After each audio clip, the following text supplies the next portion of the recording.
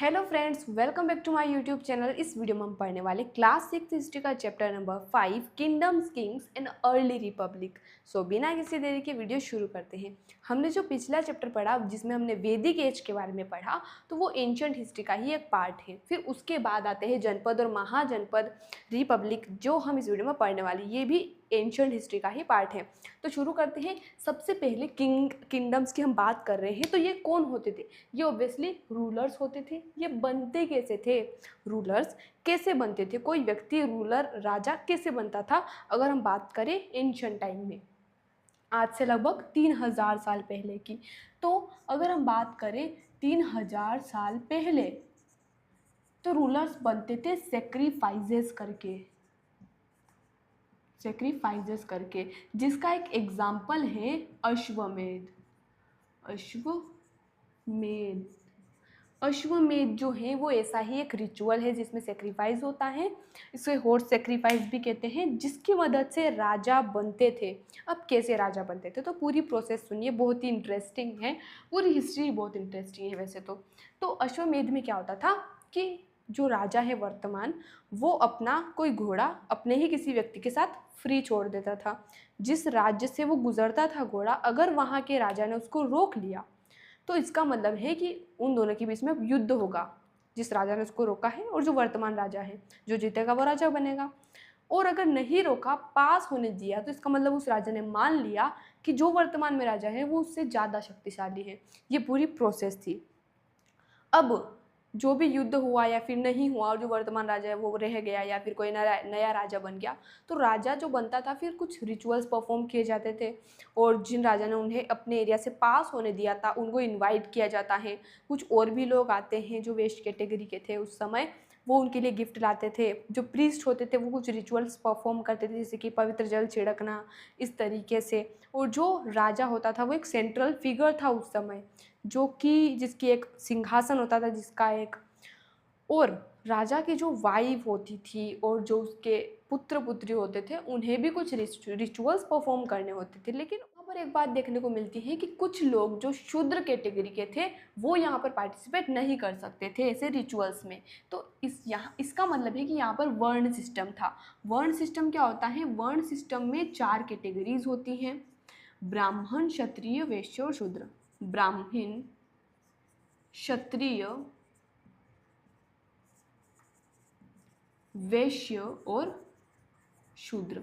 ब्राह्मण में वो लोग आते हैं जो क्या करते हैं, जो वेद को पढ़ते हैं, उन स्टूडेंट्स को पढ़ाते हैं, सेक्रीफाइसेस परफॉर्म करते हैं, गिफ्ट रिसीव करते हैं। क्षत्रिय में वो लोग आते थे जो युद्ध में, बैटल में लड़ाई करते थे, लोगों को प्रोटेक्ट करना इनका काम होता था। वैश्य में ऑर्डिनरी पीपल आते थे, जैसे कि फार्मर्स, हर्डर्स। और शूद्र वो लोग थे जो सर्वेंट की तरह काम करते थे, यानी कि इन तीनों ग्रुप्स की सेवा करना इनका काम था। ठीक है, इसीलिए इनको कुछ रिचुअल्स से एक्सक्लूडेड किया जाता था। इसके बाद अगर हम बात करें जनपद की, तो जो अब यहाँ पर बन गया कौन? राजा बन गया। राजा बन गया तो वो कहाँ का राजा बनता था? वो बनता था जनपद का राजा। अब ये जनपद क्या होता है? जनपद का अगर एक्चुअल मीनिंग की हम बात करें इसी वर्ड से, तो जनपद यानी कि जहाँ पर जन यानी कि लोगों के पैर पड़े, वहाँ पर वो सेटल हुए, उस एरिया को हम कहते हैं जनपद। और आर्कियोलॉजिस्ट ने कुछ सेटलमेंट्स भी फाइंड किए हैं जनपद के, जैसे कि पुराना किला जो कि कहाँ है? दिल्ली में है। उसके अलावा हस्तिनापुर और अतरंजी खेरा, ये दोनों ही कहाँ हैं? यूपी में है। तो कुछ सेटलमेंट्स फाइंड किए। उसके अलावा लोगों, आर्कियोलॉजिस्टों को कई और भी चीज़ें देखने को मिलती हैं, कई और भी एविडेंस मिलते हैं, जैसे कि फसलों के बारे में, जैसे कि वीट, बार्ले, राइस, मस्टर्ड, सेसम और शुगर केन जैसी फसलें उगाई जाती थी। उसके अलावा एनिमल्स के बारे में जानने को मिलता है। वहाँ के जो लोग थे, वहाँ हर्ट्स, केटल्स, इनके बारे में भी एविडेंस मिलते हैं। और कुछ पोर्ट्स भी मिलते हैं जिनसे पता चलता है कि वहाँ के लोग कैसे पोर्ट्स बनाते थे, घड़े, जो कि बहुत डिज़ाइनर होते थे, जिन पर ग्रे या रेड कलर होता था, ग्रे या रेड कलर होता था, बहुत सुंदर सी डिज़ाइंस इन पर होती थी। ठीक है, इसके बाद महाजनपद क्या होते थे, तो हम अगर बात करें कुछ सालों बाद, यानी कि आज से लगभग 2500 साल पहले क्या हुआ, कुछ जनपद जो थे वो इम्पोर्टेंट हो गए। इम्पोर्टेंट जनपद, उन्हें ही महाजनपद कहा जाने लगा, जिनकी कैपिटल सिटी होती थी, फोर्टिफाइड होते थे, किलेबंदी होती थी, और किलेबंदी यानी कि ह्यूज वॉल्स बनाई जाती थी। और ह्यूज वॉल्स बनाई जाती थी, इसका मतलब कि बहुत सारे लेबर्स भी लगे होंगे। और फोर्टिफाइड क्यों किया जाता था, ऑब्वियसली पहला तो रूल करने के लिए कि उनका एरिया में रूल इजी हो जाता था शासन करना, और उसके अलावा प्रोटेक्शन के लिए, ताकि कोई और आक्रमण करे तो उससे प्रोटेक्शन हो जाए, और शो ऑफ के लिए भी कि वो बताना चाहते थे हम कितने रिच और पावरफुल है, इसलिए भी वो बड़ी बड़ी दीवारें बनाया करते थे। ठीक है, इसके बाद टैक्स की हम बात करें तो महाजनपद पे कुछ जैसे कि फोर्टिफाइड बना रहे, फोर्ट्स बना रहे हैं, आर्मीज भी होती थी, तो आर्मीज को रेगुलर सैलरी भी दी जाती थी, पंच मार्क्ड कॉइन्स जो होते थे, तो सैलरी फॉर आर्मी, तो इनके लिए पैसे चाहिए होते थे। सैलरी फॉर आर्मी, कुछ चीज़ें चाहिए होती थी, रिसोर्सेज चाहिए होते थे, तो वो चीज़ें कहाँ से मिलती थी राजा को, वो चीज़ें मिलती थी टैक्स से। टैक्स जो थे वो किस फॉर्म में ली जाती थी, जैसे फार्मर्स से हो गए, हर्डर से हो गए, क्राफ्ट पर्सन से हो गए, गुड्स पे टैक्स दिए जाते थे, जो लोग होते थे वो उन्हें कुछ प्रोडक्ट देते थे, इस तरीके से टैक्स लिया जाता था। फिर एग्रीकल्चर की अगर हम बात करें तो एग्रीकल्चर में क्या चेंजेस देखने को मिलते हैं, तो दो मेजर चेंजेस हमें देखने को मिलते हैं। पहला तो था कि जो आयरन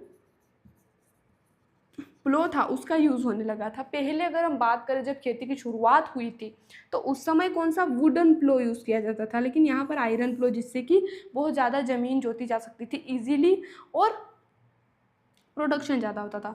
दूसरा ट्रांसप्लांटिंग पैडी, ट्रांसप्लांटिंग पैडी यानी कि धान की जो खेती होती थी वो होने लगी थी। ट्रांसप्लांटिंग यानी कि जब पहले तैयार किया जाता था फिर पौधे जो लगाए जाते थे, जिससे कि प्रोडक्शन ज़्यादा हो जाता था।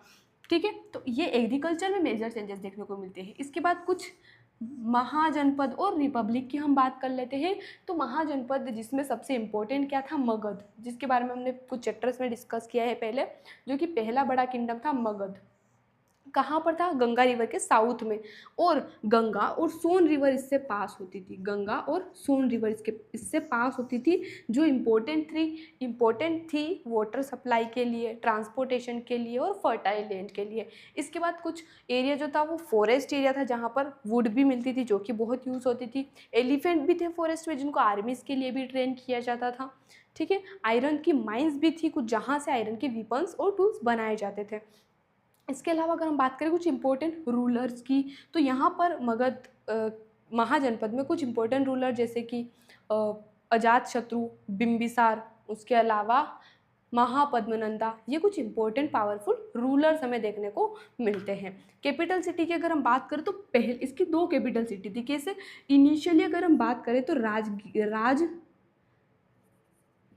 जो कि राजगीर, वर्तमान में राजगीर है बिहार में, वो इसकी कैपिटल थी पहले। फिर उसके बाद पाटलिपुत्र हो गई, जो वर्तमान में क्या है हमें पता ही है, पटना, जो कहाँ है, बिहार में है।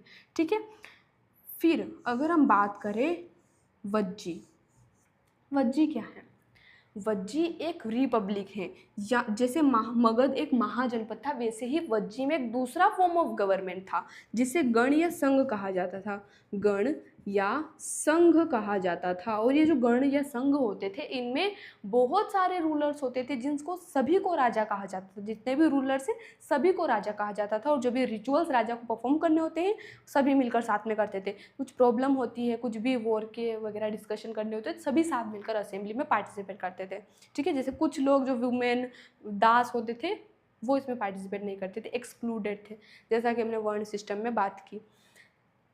ठीक है, वज्जी जो था, वज्जी रिपब्लिक, यहाँ पर कई सारे दूसरे राजाओं ने आक्रमण करने की कोशिश की।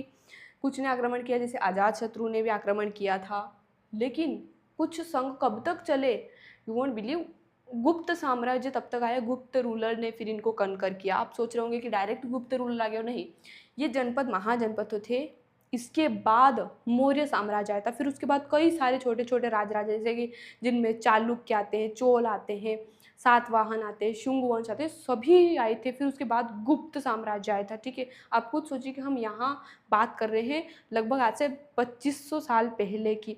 और जो गुप्त साम्राज्य आया था वो कब आया था? लगभग 300 BC में, 300 कॉमन एरा में, sorry not BC, 300 common era में। तो आप सोच सकते हैं कब तक ये चले होंगे। आज से अगर हम बात करें तो लगभग 1500 साल पहले तक ये वज्जी जो रिपब्लिक था वो चला था। तो ये सभी हमें यहाँ पर देखने को मिलता है कि राजा कैसे बनते थे, रिपब्लिक क्या होते थे, जिसमें मगध के वज्जी के बारे में हमने पढ़ा, किंगडम्स में जैसे कि मगध के बारे में हमने पढ़ा। तो आई होप आपको वीडियो पसंद आया होगा। स्क्रीनशॉट आप ले सकते हैं। मिलते हैं अगले वीडियो में नए चैप्टर के साथ। धन्यवाद।